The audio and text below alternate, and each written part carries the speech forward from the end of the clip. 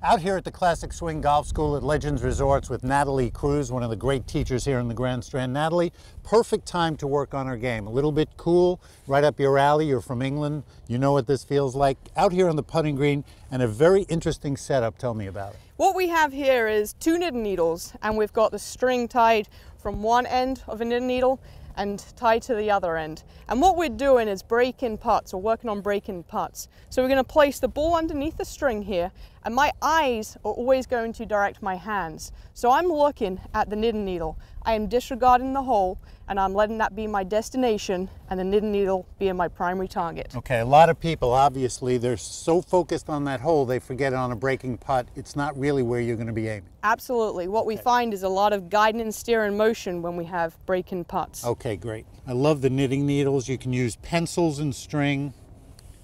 Start it out, bingo, Beautiful. right in the hole. Perfect. This is a great tip. I really like it. And the knitting needles are matching to your pants. Absolutely. Very creative. If you want some more great tips and a chance to work on your game in a fantastic spot, come see Natalie at the Classic Swing Golf School.